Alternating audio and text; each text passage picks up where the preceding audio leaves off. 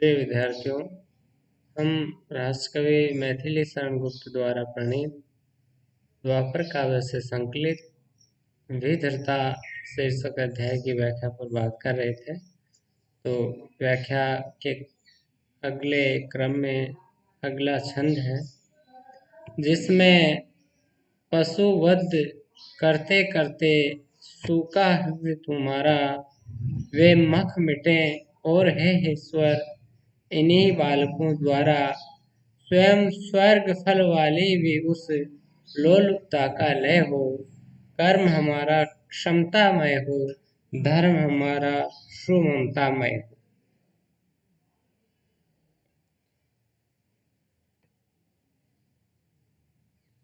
इसमें विधृता के कथन के माध्यम से क्रम कांड प्रधान जो यज्ञ परंपरा थी उसका विरोध व्यंजित हुआ है। द्वापर काव्य के प्रारंभ में निवेदन के अंतर्गत मैथिली शरण गुप्त ने लिखा है कि इसमें कोई संदेह नहीं है कि यज्ञों की तत्कालीन परिपाटी से श्री कृष्ण संतुष्ट नहीं थे, और यही कारण है कि शायद पशु बलि के विरोध में ही अन्नकूट महोत्सव खड़ा किया गया है। लेखक की ये अपनी निजी मान्यता है कि श्री कृष्ण यज्ञ परंपरा के से संतुष्ट नहीं थे, क्योंकि यज्ञ परंपरा में जो है कर्म कांड, पाखंड, ढोंग पूर्ण आचरण को बढ़ावा मिल रहा था, और इस कारण उन्होंने यज्ञ परंपरा के स्थान पर अन्नकूट महोत्सव प्रारंभ किया।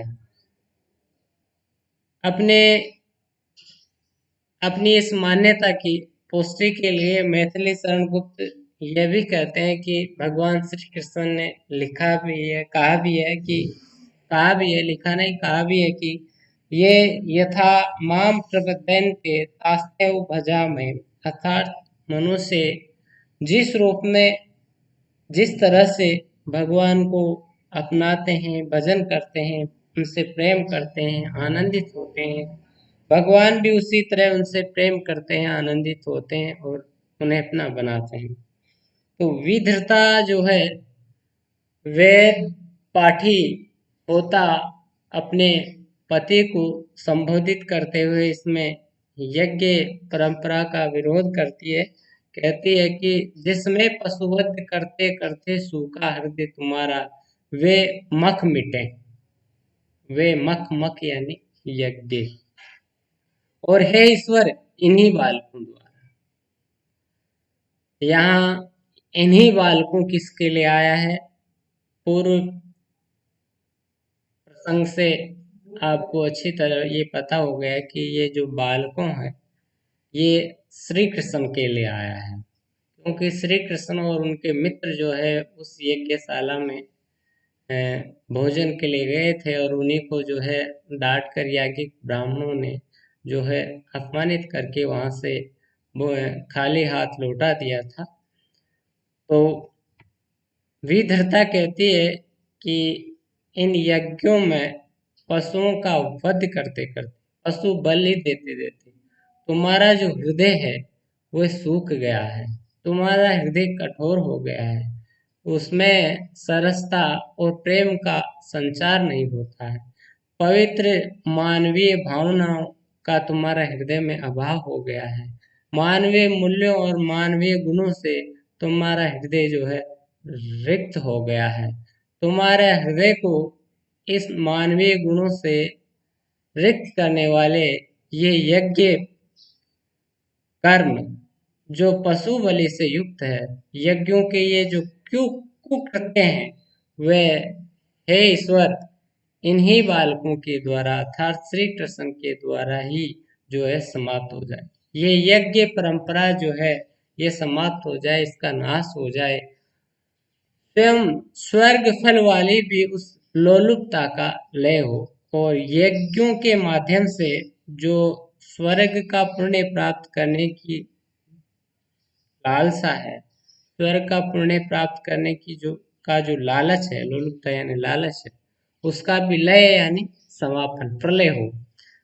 तो यज्ञ करने के पीछे जो स्वर्ग की प्राप्ति के फल की कामना है, स्वर्ग के पुण्य की प्राप्ति का जो लालच है, वह भी समाप्त हो जाए, वह भी विनष्ट हो जाए। यज्ञों के माध्यम से जो है राजा लोग और ब्राह्मण लोग जो थे वो पुण्य अर्जित करते थे और स्वर्ग की प्राप्ति की लालसा से यज्ञों का आयोजन होता था, तो उस लोलुपता का भी इसमें क्या हो, विनाश हो जाए।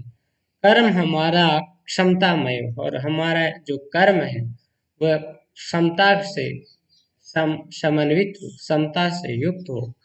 और क्षमता का अर्थ यहाँ अगर से लें तो स्लेट वाला हो, तो समता युक्त यानी सभी प्राणियों के प्रति हमारा जो कर्म व्यवहार है वह समानता के भाव से युक्त हो।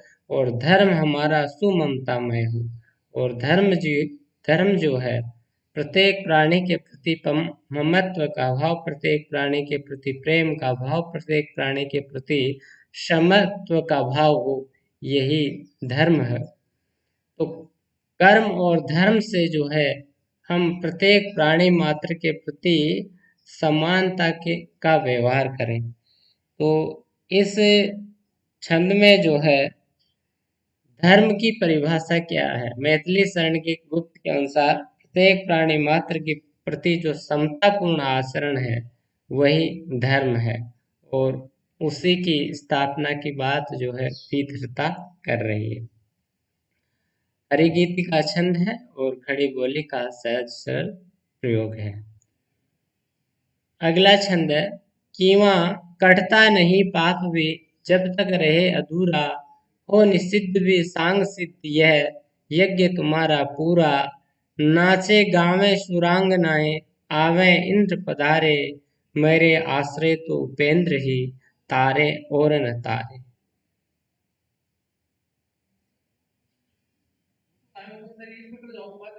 इसमें जो है विधर्ता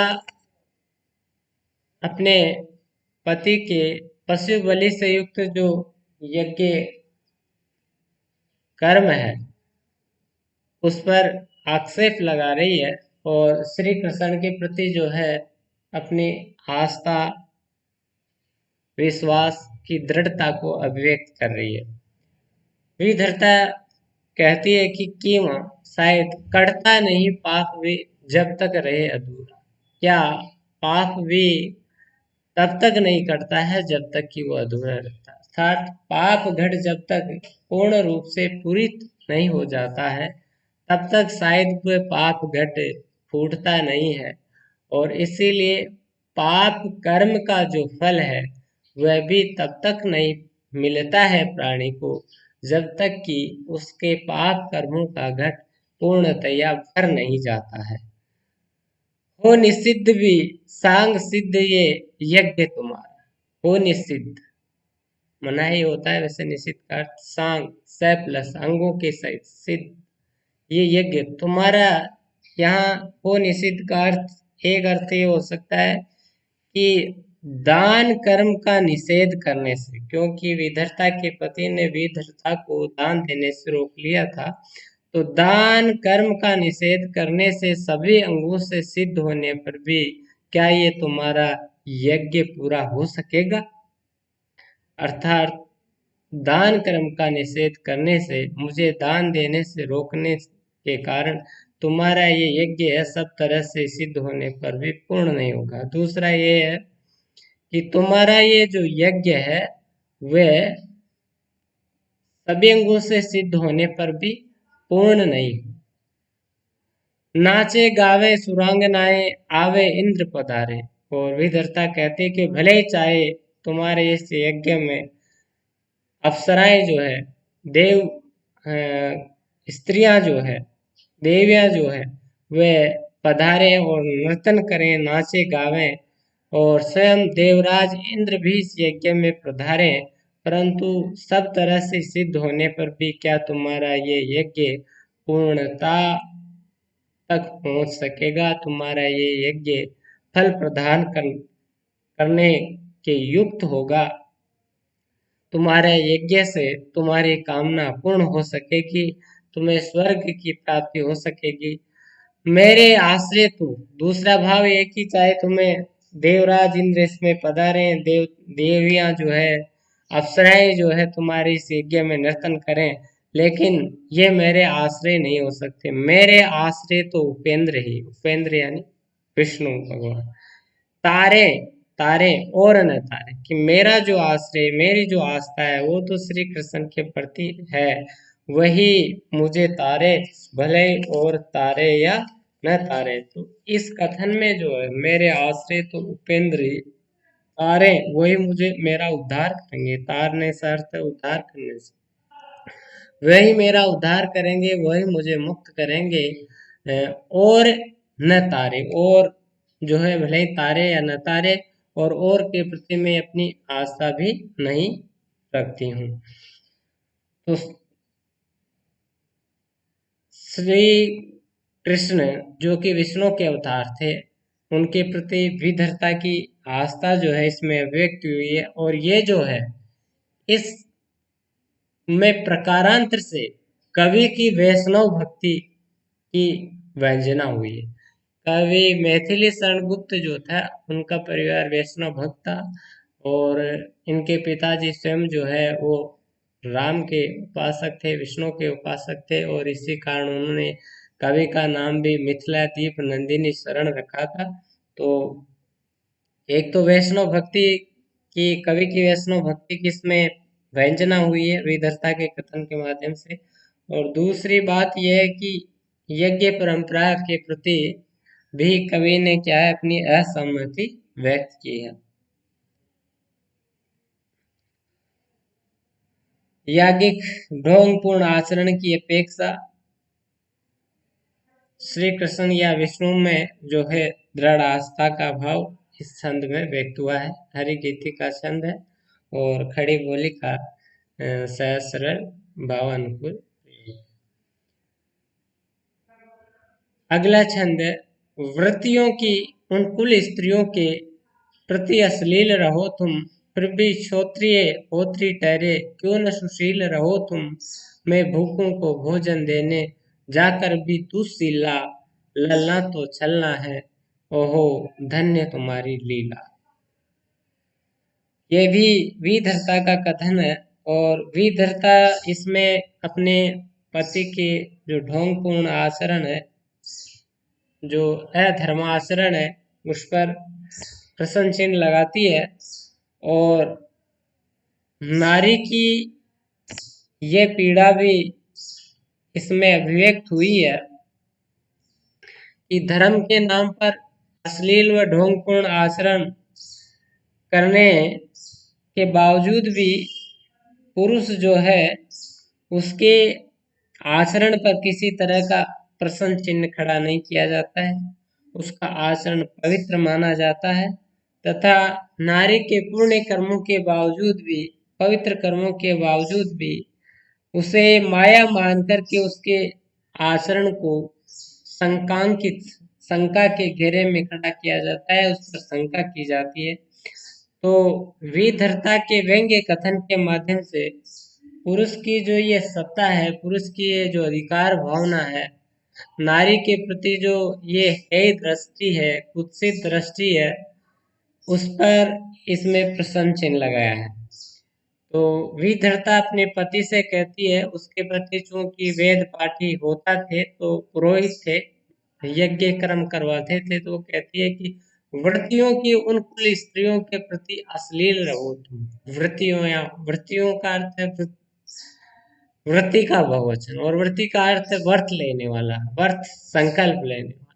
तो यहाँ व्रति अपन कह सकते हैं कि वो ब्राह्मण जो सदग्रस्त के धर्म का पालन कर रहे हैं। तो सदग्रस्त के धर्म या व्रत का पालन करने वाले, पवित्र आचरण करने वाले उन ब्राह्मणों की स्त्रियों के प्रति तुम जो है अश्लील व्यवहार, अश्लील आचरण करो, परंतु फिर भी तुम वेद पाठी, श्रोत्रिय का अर्थ है वेदज्ञ, वेद पाठी, वेद का ज्ञान रखने वाला। होत्री का अर्थ है होता। सुशील यानी पवित्र आचरण से युक्त।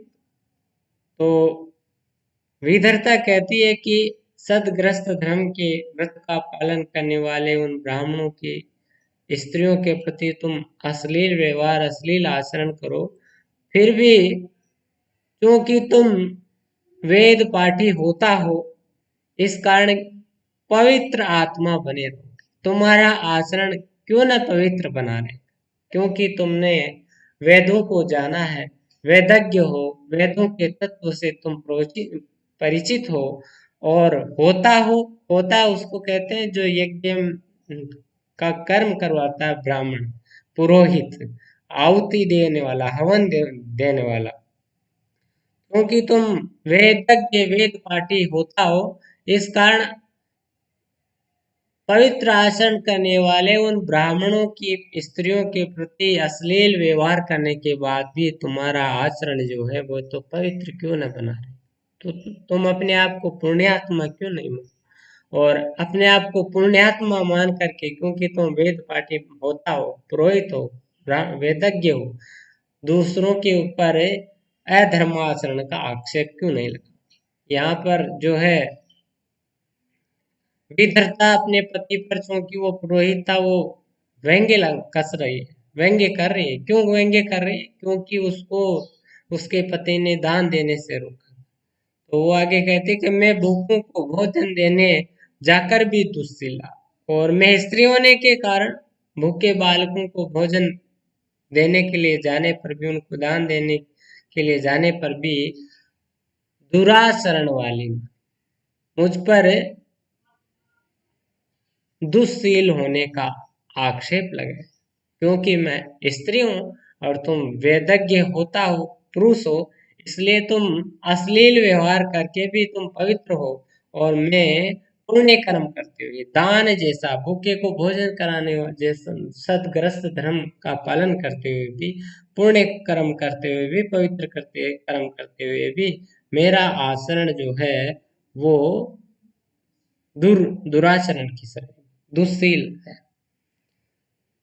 बुरा आचरण है, व्यभिचारी, लल्ला तो छलना है वो, लल्ला यानी स्त्री, छलना यानी छल कपट, धन्य तुम्हारे लिए। और पुरुषों की जो स्त्री के प्रति दृष्टि है, स्त्री के प्रति उनकी जो सोच है, उनकी मानसिकता है, कि पुरुष वर्ग जो है स्त्री को माया मानता है। और माया क्या करती है? छलती है। वो क्या है? माया मिथ्या है, कपट है, भ्रम है, धोखा है। तो वो कहते हैं कि इन पुरुषों की, तुम्हारी ये जो सोच है, तुम्हारी जो मानसिकता है, तुम्हारे ये जो कर्म है, ये धन्य है, ये व्यंग्य का तन है। बड़े दुख की बात है कि तुम स्त्री को माया मान करके उसे छली, कपटी, धोखेबाज मानते हो। तुम्हारी जो स्त्री के प्रति दृष्टि है वो है ही है, उसे छल कपट से युक्त, छल कपट के व्यवहार से युक्त जो है पुरुष के द्वारा माना जाता है, घोषित किया जाता है। ये स्त्री स्वभाव से ही छली होती है, उस पर विश्वास नहीं किया जा सकता है। तो धर्म के नाम पर पुरुष के द्वारा किए जाने वाले पाखंड पर इसमें व्यंग्य किया है। साथ ही ये बात कही गई है कि पुरुष अपने पुरुष प्रधान समाज की दृष्टि के कारण जो है धर्म के नाम पर पाखंड, अश्लील आचरण करने के बाद भी अपने आप को पवित्र आचरण वाला मानता है, और स्त्री को पुण्य कर्मों के बावजूद भी, पवित्र कर्मों के बावजूद भी, सदाचरण के बावजूद भी उसके आचरण पर प्रश्न चिन्ह खड़ा करता है। हाय वधु ने, अगला छंद है, हाय वधु ने क्या वर विषयक एक वासना पाई, नहीं और कोई क्या उसका पिता पुत्र या भाई, नर के बाटे क्या नारी की नग्न मूर्ति ही आई, माँ बेटी या बहन हाय क्या संग नहीं बहला। इसमें विधर्ता के कथन के माध्यम से पुरुष की जो नारी विषयक वासना पूरित कुत्सित दृष्टि है उसको प्रश्नांकित किया गया और नारी की जो पीड़ा है, नारी की जो विवशता है, उसको अभिव्यक्त किया है मैथिली शरण। मैथिली शरण गुप्त कहते हैं, हाय हाय यहाँ दुख का प्रतीक है। वधु ने क्या वर विषयक, वर दूल्हा पति, वधु यहाँ पत्नी से है, स्त्री से है, एक वासना ही पाई। क्या एक स्त्री जो है पुरुष से केवल वासना की है अभिलाषा? क्या स्त्री हर पुरुष में केवल वासना पूर्ति का ही भाव देखती है? क्या एक स्त्री वासना पूर्ति के लिए ही एक पति का या पुरुष का वर्ण करती? क्या स्त्री या पत्नी अपने पुरुष के लिए वासना पूर्ति का ही साधन है? नहीं। और क्या उसका पिता, पुत्र या भाई? क्या स्त्री के लिए, क्या एक स्त्री सभी पुरुषों के लिए प्रति केवल वासना पूरित भाव से युक्त पति भाव ही देखती है, सभी को एक समान दृष्टि से देखती है? क्या स्त्री की दृष्टि में पुरुष का पिता, पुत्र या भाई का रूप नहीं होता है? अर्थात एक स्त्री हर पुरुष में वासना पूर्ति से युक्त पति का रूप नहीं देखती। वह पुरुष के पिता जो उसको वात्सल्य लुटाता है, पुत्र ममत्व और भाई प्रेम का भाव जो है वह भी देखती है। फिर नर के बाटे क्या नारी की नगन मूर्तियां? फिर क्यों जब स्त्री पिता, पुत्र या भाई का भी रूप देखती है तो एक नर के बाटे यानी एक जो पुरुष है उसके विषय में क्या नारी की, स्त्री की नग्न मूर्ति, वासना पूर्ति से युक्त वासना की नग्न मूर्ति आए? अर्थात पुरुष जो है स्त्री को वासना की पूर्ति का एक साधन या उपकरण समझता है और उसके लिए स्त्री जो है वो एक वासना की नग्न मूर्ति है। विधर्ता आगे कहती है कि माँ बेटी बहन हाय क्या वह संग नहीं लाई? कि क्या एक स्त्री में ममता की मूर्त माँ का, वात्सल्य बेटी और प्रेम का प्रतिरूप बहन का रूप जो है वो दिखाई नहीं देता? क्या एक स्त्री जो है माँ, बेटी और बहन नहीं होती है? पुरुष को ये माँ, बेटी और बहन का रूप क्यों नहीं दिखाई देता है? पुरुष को स्त्री का केवल वासना की मूर्ति का भाव ही, पत्नी का भाव ही, वासना पूर्ति का साधन ही स्त्री क्यों दिखाए? इसमें पुरुष को की उस दृष्टि का के ऊपर विधर्ता जो है प्रश्न चिन्ह खड़ा करती है, जिसमें वो नारी को वासना पूर्ति का एक साधन या उपकरण समझता है। उसको केवल नारी को भोग्य समझा गया है, उसे वो किसी प्रकार के अधिकार जो है मध्यकाल में प्राप्त नहीं थे स्त्री को।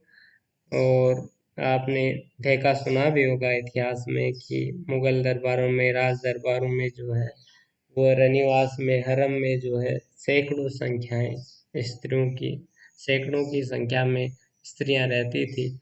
और ये इस बात का द्योतक है कि मध्यकाल में जो है स्त्रियों को केवल भोग का एक उपकरण मात्र समझा जाता था।